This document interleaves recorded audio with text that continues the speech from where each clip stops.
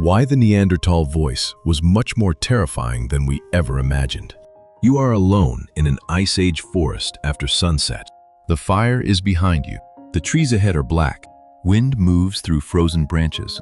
Then a voice speaks from somewhere in the darkness. Not a growl, not an animal roar, not the slow, stupid grunt Hollywood taught you to expect. A controlled burst of sound cuts through the trees. It changes pitch. It carries rhythm. Another voice answers from the opposite side of the valley. Then, a third voice responds behind you. You cannot see the speakers, but they are coordinating. The terrifying possibility is not that Neanderthals sounded like monsters. It is that they may have sounded disturbingly human. For more than a century, popular culture has given Neanderthals one voice: low, rough, slow, a chest-deep ugh followed by aggressive pointing. The sound is meant to communicate three ideas: rock, meat, anger. But the fossil evidence tells a very different story. The best preserved Neanderthal hyoid bone is nearly indistinguishable in overall form from your. Its internal structure responded to mechanical loading in ways remarkably similar to a modern human hyoid. The Neanderthal ear was tuned to a range comparable to the one used in modern speech. Computer models suggest their vocal tract may have produced a broad vowel space. None of this proves that Neanderthals spoke a modern language. It does something more important. It destroys the Hollywood grunts, and it creates a far stranger sound in its place. A flexible voice, a voice capable of contrast, a voice designed not merely to frighten prey, but to transmit information between minds.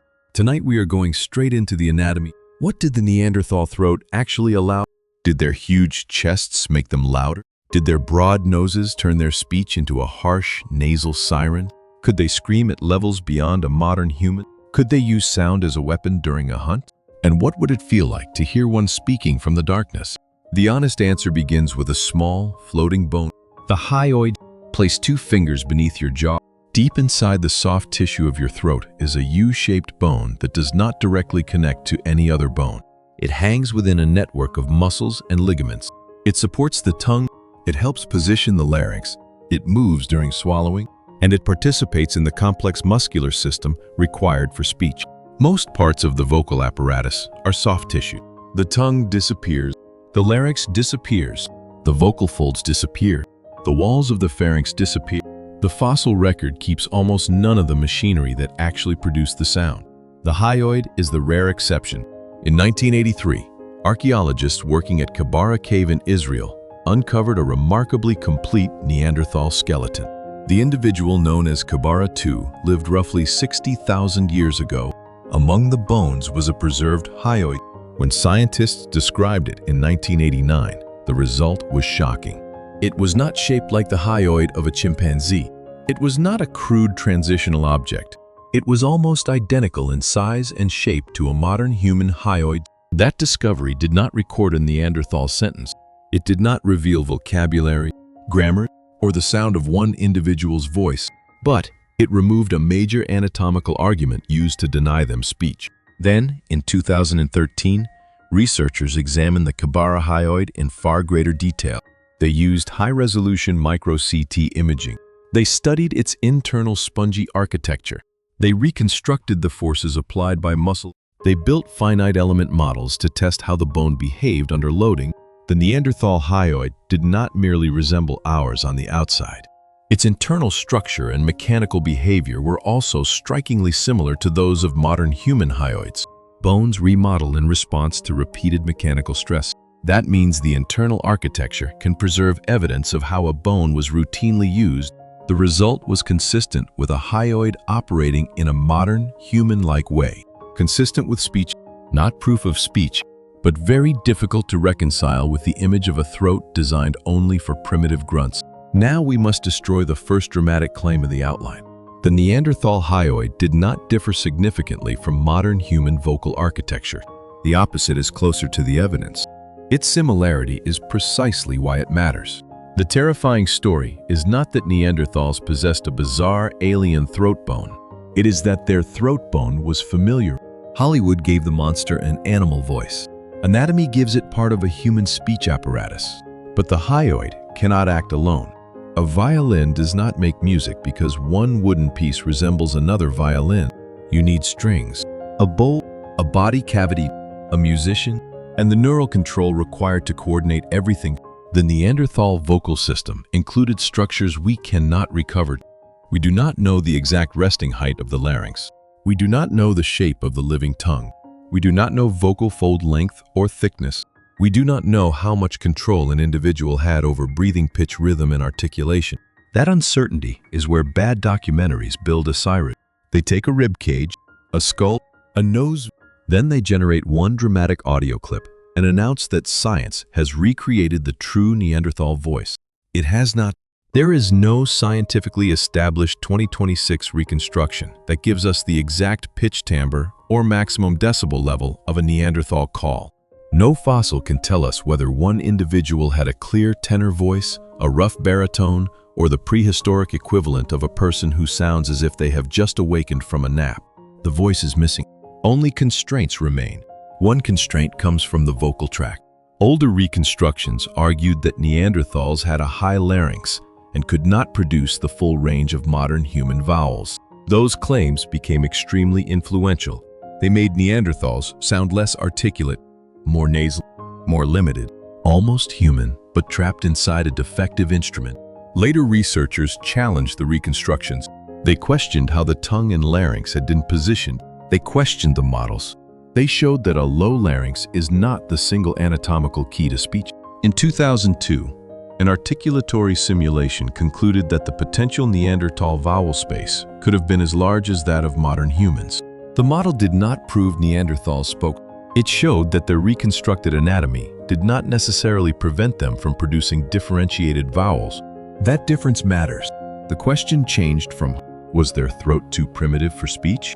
What kind of speech might this throat have supported? Then the ear entered the story. Speech is not only a production system, it is a loop. One individual produces a signal. Another must separate that signal from wind, water, fire, footsteps, animals, and other voices. In 2021, researchers reconstructed the external and middle ears of Neanderthals using CT scans and auditory bioengineering models. They calculated the frequencies transmitted most efficiently through the ear. The Neanderthal occupied bandwidth was similar to that of modern humans. In simple terms, their hearing system was well suited to a vocal communication system as efficient as human speech. This does not reveal the language, it does not reveal the voice, but production and perception begin to point in the same direction. A modern human-like hyoid, a potentially broad vowel space, a hearing range suited to speech information. The Neanderthal voice is no longer trapped inside the word ugh. Now consider the body behind it. Neanderthals had broad trunks. Their rib cages differed from ours. Their bodies were powerfully built. Could the chest have acted like a giant bellows? Yes and no. Breath pressure powers the voice. Lungs provide airflow. Respiratory muscles regulate that airflow. A larger or differently shaped thorax can influence respiratory mechanics. But the loudness of a voice does not scale simply with the width of the rib cage. You cannot measure a fossil chest and calculate a scream in decibels. Vocal intensity depends on subglottal pressure, vocal fold behavior, airway resistance, laryngeal control, mouth opening, resonance, training, health, and the individual's decision to make a quiet sound instead of a loud one. A broad chest does not force a person to shout. Professional opera singers do not possess fossilized mammoth lungs. They possess trained control. Neanderthals may have been capable of strong vocal projection. Modern humans are capable of strong vocal projection. The fossil evidence cannot tell us that Neanderthals routinely produced a louder or more painful call than we can. The same problem appears with the Neanderthal nose. Their midfaces projected, their nasal regions were large. It is tempting to turn that anatomy into a permanent amplifier. A harsh buzzing voice, a metallic nasal shriek, a living warning siren. But the nasal cavity is only one part of vocal resonance. During speech, the soft palate regulates coupling between the oral and nasal passages. Raise it, and much of the airflow travels through the mouth. Lower it, and nasal resonance increases. We cannot recover Neanderthal soft palate control from a skull. A large nasal cavity does not mean every sound came through the nose. And a short neck does not automatically create a high-pitched voice. Fundamental pitch is produced mainly by the vocal folds. Longer and more massive vocal folds generally vibrate more slowly. Shorter and lighter folds generally vibrate more quickly. We do not possess fossilized Neanderthal vocal folds. Therefore, no responsible researcher can reconstruct the exact pitch. The title asks why their voice was more terrifying than imagined. Here is the answer. Because the scientific possibilities are broader than one monster sound, a Neanderthal may have whispered, called, laughed, cried, sung, warned, teased, argued, comforted a child, imitated an animal, changed pitch to mark urgency, used rhythm to coordinate work, and possibly told a story in a voice capable of holding attention. One deep cinematic roar is easy to understand. A full social voice is more unsettling. It means the mind behind the sound was doing far more than broadcasting aggression. Now return to the forest. The sky is dark. A small group of Neanderthal hunters moves between trees. They are following large prey. The approach is quiet. No one is screaming. No one wants to announce the ambush to every animal in the valley. One hunter uses a short, breathy signal. Another answers with a click-like or consonant-rich response. This exact signal is imagined. The capacity for controlled vocal communication is the scientific question. The group separates. One hunter moves toward a narrow route. Another waits behind cover. A third watches the animal. Then the prey changes direction. The quiet signals become louder. A call travels between the trees. Not to paralyze the animal with supernatural frequency. To update the humans, the target is moving. The route has changed. Move now. Hold position. Avoid the slope. The tactical power of the voice is information. Could hunters also shout to frighten or redirect prey? Certainly. Modern humans use noise during drive. People shout, strike objects, use whistles, coordinate line. Many social predators also use sound. But there is no direct evidence that Neanderthals evolved an ear-piercing shriek specifically to stun megafauna. Large mammals are not normally defeated by surprise operation.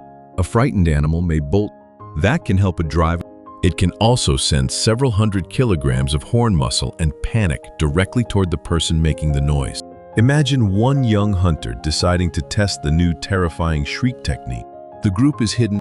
The prey is calm. Everything is positioned perfectly. The young hunter releases the loudest sound his body can produce. The animal does not become paralyzed. It turns immediately and runs in the wrong direction. Every other hunter watches weeks of planning disappear over a hill. The young hunter explains that the call was too powerful. Nobody agrees. That evening, the technique is officially retired. Neanderthal hunting demanded more than volume. Evidence indicates close-range encounters with large animals. Wooden spears, stone points, knowledge of terrain, dangerous distances. Successful close hunting requires coordination. It requires timing. It requires trust. The voice could support all three, but the same voice used in hunting would also exist at home. This is where the story becomes larger than tactics. Speech allows information to escape the present moment. Without language, you can point toward an animal you both see. With language, you can describe an animal that is not present. A valley visited last season, a dangerous path, a person who has died, a plan for tomorrow, a mistake made during the previous hunt. A story about the young hunter whose revolutionary shriek sent dinner into another country. We cannot prove Neanderthal grammar from a hyoid. We cannot prove complex storytelling from hearing bandwidth. An anatomical capacity is not the same thing as a cultural behavior, but Neanderthal culture gives the voice somewhere to operate. They made sophisticated tools. Some used birch tar adhesives requiring controlled procedures. They maintained fire, processed hides, organized hunts, cared for injured individuals, transferred technical knowledge, moved materials, used pigments, and left disputed but increasingly serious evidence of symbolic behavior. These activities require learning and communication. Demonstration can carry much information. Gesture can carry more, but flexible vocal communication would make the system faster, more precise, and easier to use when hands were occupied or visibility was poor. The dark forest makes vision less reliable. The voice travels around obstacles. It reaches someone facing away. It enters a cave before the speaker does. It warns a group that cannot see the threat. That is the real predatory siren. Not one painful frequency, a signal capable of placing an idea inside another brain without physical contact. There is another clue. The Neanderthal version of FOXP2 contained the two amino acid substitutions once described as derived in modern humans.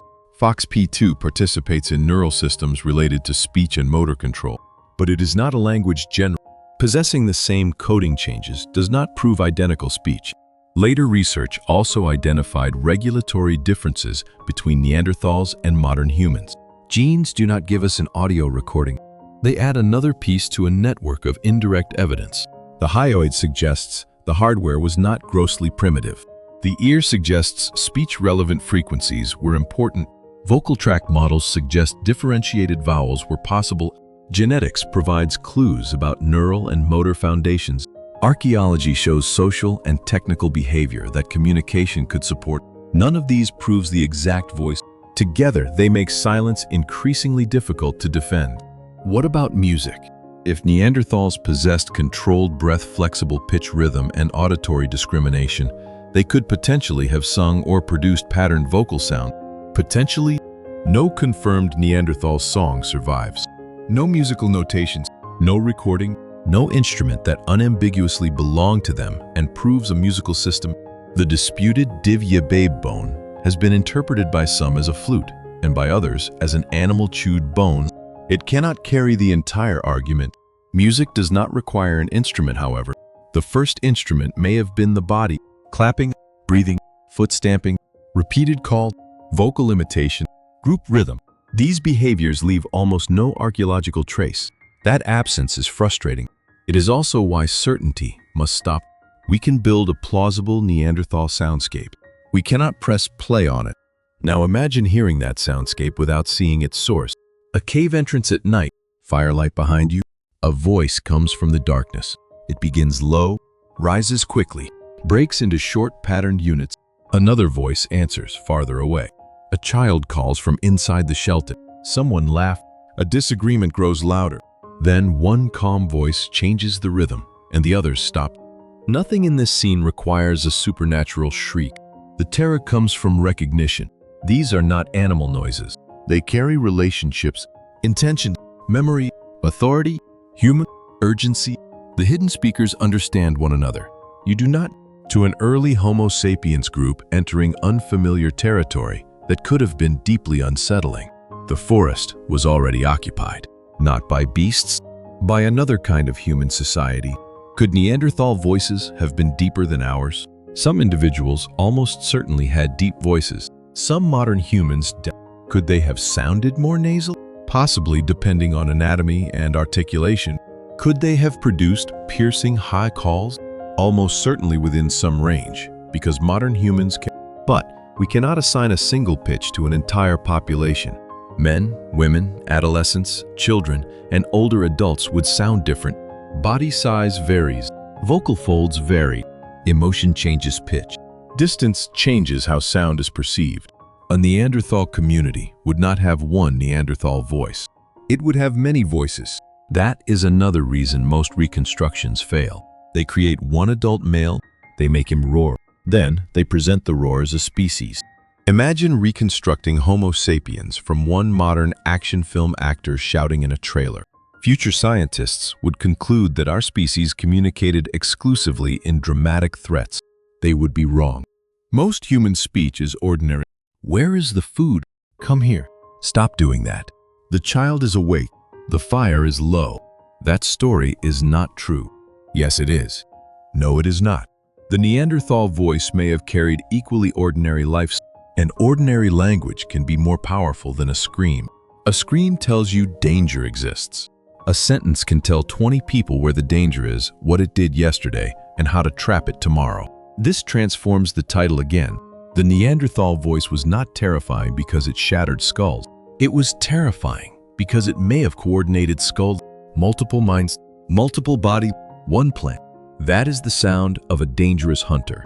Now consider rival encounters. Neanderthals and Homo sapiens overlapped in parts of Eurasia. They met. They exchanged genes. They may have exchanged behaviors and technologies. Some meetings may have been peaceful, some tense, some violent. Imagine two groups separated by darkness. One group calls, the other hears an unfamiliar pattern. The sound is close enough to human speech to signal intelligence. different enough to signal that the speakers are not members of your community. A deep call would be alarming. A complex exchange among several hidden voices would be worse. It means the darkness is organized. Someone knows where you are. Someone is telling others. Someone may be moving around you while they speak. This is a psychological weapon, but not because of decibel level. The weapon is uncertainty. How many are there? What are they saying? Have they seen us? Are they warning us? Calling reinforcements? Laughing? The mind fills unknown language with threat. Modern humans still experience that. Hear people speaking quietly in a language you do not understand while looking in your direction, and your imagination begins doing unpaid detective work. In the Pleistocene, that uncertainty carried sharper consequences. No one could replay the encounter. No one could translate the call. No one could upload the sound and ask the internet whether it was aggressive. You had to decide immediately whether to answer, hide, approach, or leave. What survives of this voice today? Not the sound itself. Neanderthal DNA persists in many living populations. Some inherited variants influence immunity, skin biology, metabolism, pain, and circadian rhythms. There is no known genetic package that gives a modern person a Neanderthal voice. Voice is shaped by many genes, development hormones, anatomy, health, language, culture, and training.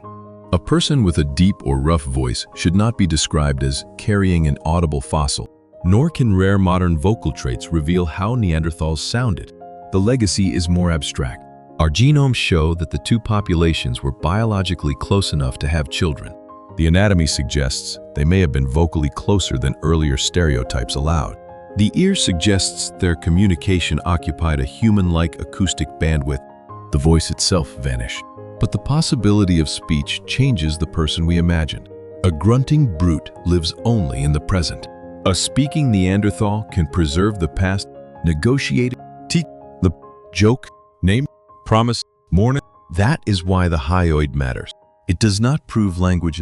It opens the anatomical door.